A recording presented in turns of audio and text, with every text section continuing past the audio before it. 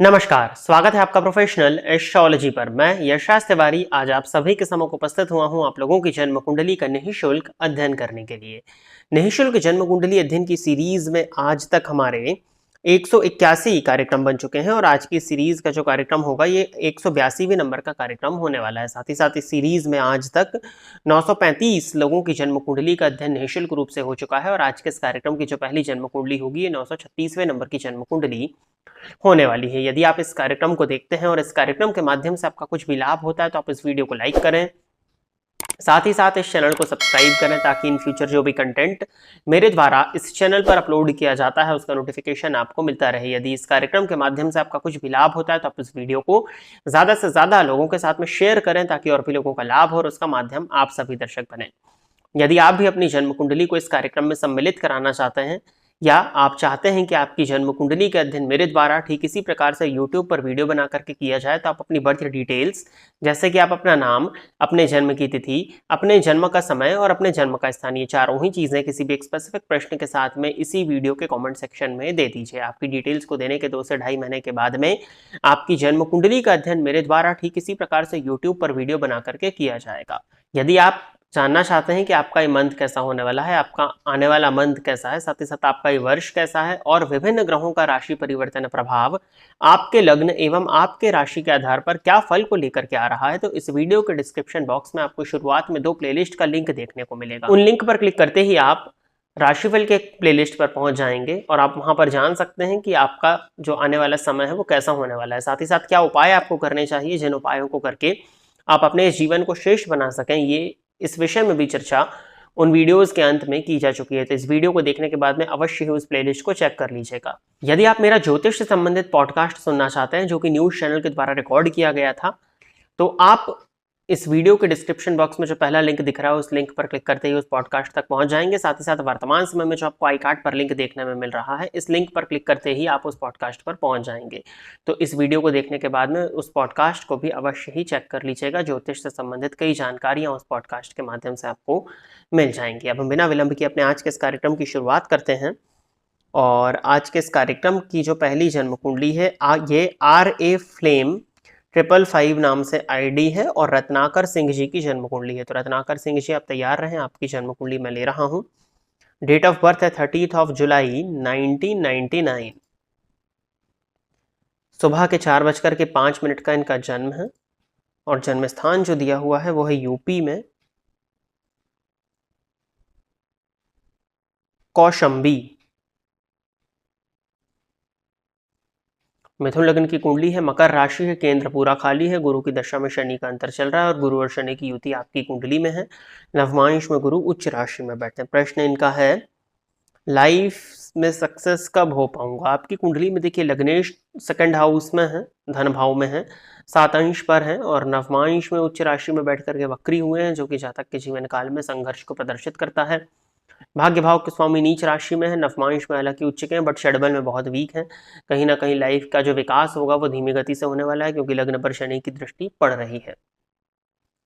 सीधा सा प्रश्न आपने पूछा सक्सेस कब हो पाएंगे। 1999 का आपका बर्थ है। सबसे पहले तो आपको अपने सिनारियोज के विषय में बताना चाहिए था कि क्या आपने पढ़ाई की, क्या आप प्रेजेंटली कर रहे हैं, क्योंकि देश काल और परिस्थिति का विषय है ज्योतिष शास्त्र। अब लोगों को प्रश्न लिखने में भी समस्या होती है, लेकिन आपकी कुंडली के हिसाब से 2040 18 मार्च 2040 के बाद में शनि की महादशा में बुध का अंतर प्रारंभ होगा और वो समय आपकी कुंडली के अकॉर्डिंग कहीं ना कहीं आपको ग्रोथ देता हुआ दिखाई दे रहा है।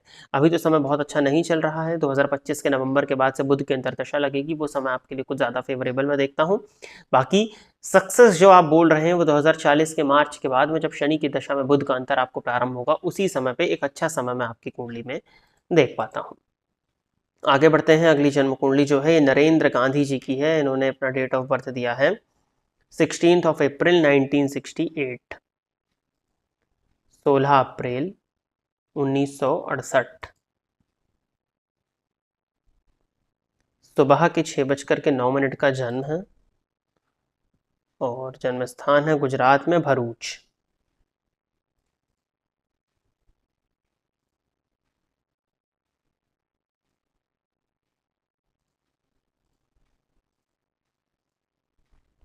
मीन लग्न की कुंडली है, राशि वृश्चिक है, लग्न में शनि राहु बुध और शुक्र बैठे हैं और चंद्रमा की महादशा आपको वर्तमान समय में चल रही है। चंद्रमा में चंद्रमा का अंतर, चंद्रमा पंचमेश होकर के नवम भाव में नीच राशि में बैठे हुए हैं। नीचत्व उनका भंग है क्योंकि चंद्रमा मंगल के घर में नीच के होते हैं और मंगल स्वग्रही हैं आपके चार्ट में।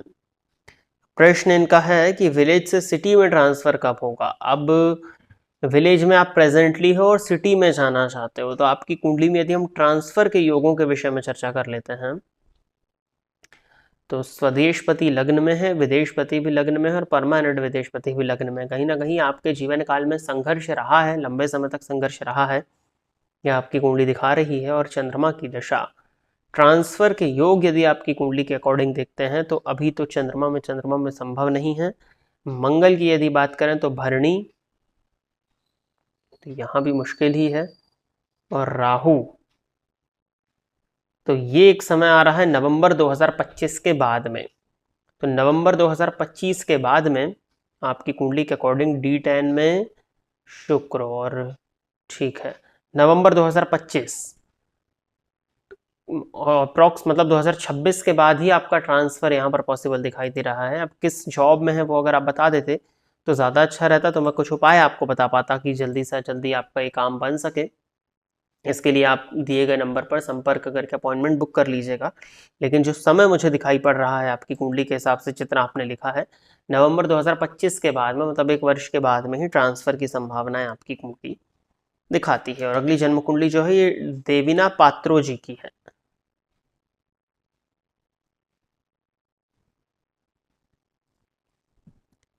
ये किसी बच्ची की जन्म कुंडली है, 17 मई 2017, ये बच्ची की ही नाम होगा। 10:07 सुबह के, और ठाणे महाराष्ट्र।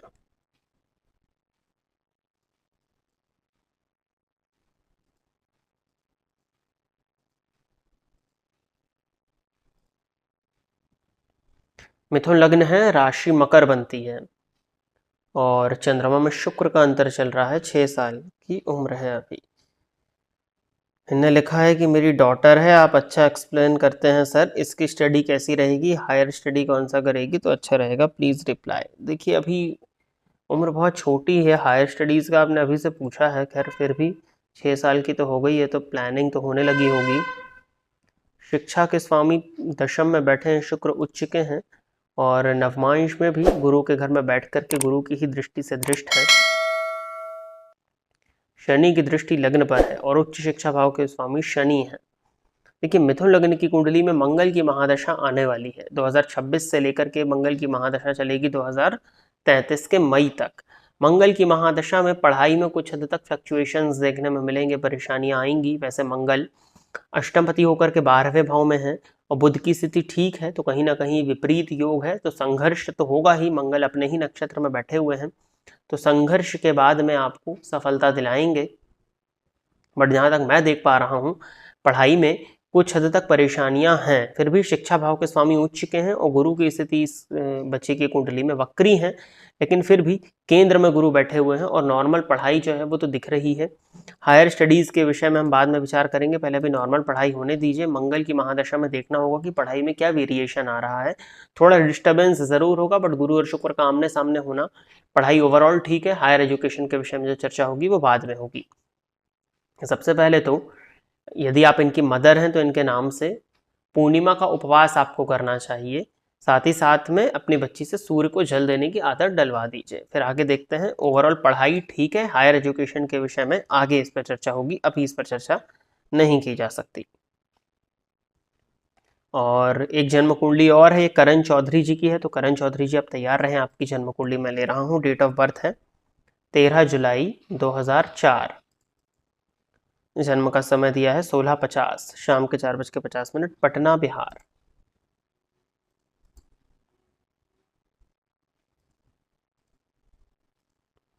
धनु लग्न की कुंडली है आपकी, राशि आपकी कर्क बनती है और शुक्र की महादशा आपको चल रही है, राहु का अंतर है। धनु लग्न की कुंडली में शुक्र की महादशा कोई कारक दशाओं में से एक नहीं है, देखा जाए तो मार्केश की दशा के रूप में जानी जाएगी। अब शुक्र आपकी कुंडली में छठे के स्वामी होकर के छठे भाव में ही रोहिणी नक्षत्र में बैठे हुए हैं, चंद्रमा का जो कि नक्षत्र है, और चंद्रमा स्वग्रही है बट अमावस्या के दोष से ग्रसित है। ये एक थोड़ा सा परेशानी को प्रदर्शित करता है। प्रश्न इन्होंने दिया है, एएसओ इन एमईए 2025 में एग्जाम में बन सकते हैं क्या? एएसओ तो हो गया आपका असिस्टेंट सेक्शन ऑफिसर, और एमईए मतलब क्या, मिनिस्ट्री ऑफ एक्सटर्नल अफेयर्स में गवर्नमेंट जॉब के विषय में जानना चाहते हैं। 2025 में एग्जाम है। पंचम स्थान में राहु है और शुक्र में ही राहु चल रहे हैं। अभी शनि की दृष्टि लग्न और लग्नेश दोनों पर पड़ रही है। सूर्य की स्थिति थोड़ा कमजोर है आपके चार्ट में, वर्गोत्तमी है बट 3 अंश पर बैठे हुए हैं और अष्टम स्थान में है, भाग्य शुक्र के अष्टम भाव में है और शुक्र में राहु का अंतर आपको चल रहा है। देखिए स्थितियां तो कमजोर ही दिख रही हैं, बहुत अच्छी पॉसिबिलिटीज तो नहीं दिखाई पड़ती हैं।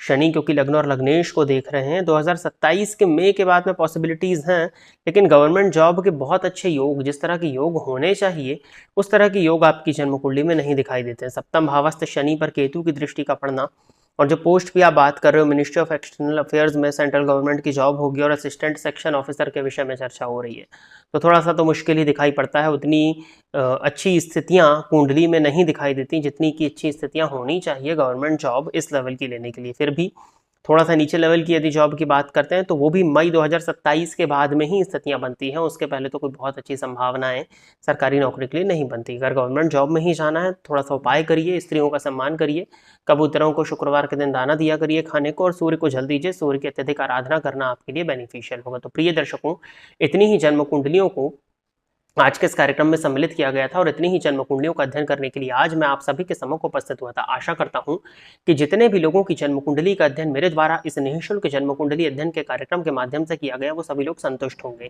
यदि आप इस कार्यक्रम को देखते हैं और इस कार्यक्रम के माध्यम से आपका कुछ भी लाभ होता है तो आप इस वीडियो को लाइक करें, साथ ही साथ इस चैनल को सब्सक्राइब करें ताकि इन फ्यूचर जो भी कंटेंट मेरे द्वारा इस चैनल पर अपलोड किया जाता है उसका नोटिफिकेशन आपको मिलता रहे। यदि इस कार्यक्रम के माध्यम से आपका कुछ भी लाभ होता है तो आप इस वीडियो को ज्यादा से ज्यादा लोगों के साथ में शेयर करें ताकि और भी लोगों का लाभ हो और उसका माध्यम आप सभी दर्शक बने। यदि आप भी अपनी जन्म कुंडली को इस कार्यक्रम में सम्मिलित कराना चाहते हैं तो अपनी बर्थ डिटेल्स जैसे कि आप अपना नाम, अपने जन्म की तिथि, अपने जन्म का समय और अपने जन्म का स्थान, ये चारों ही चीजें किसी भी एक स्पेसिफिक प्रश्न के साथ में इसी वीडियो के कमेंट सेक्शन में दे दीजिए। आपकी डिटेल्स को देने के 2 से 2.5 महीने के बाद में आपकी जन्म कुंडली का अध्ययन मेरे द्वारा ठीक इसी प्रकार से यूट्यूब पर वीडियो बना करके किया जाएगा। आज के इस कार्यक्रम में बस इतना ही रखते हैं। नमस्कार।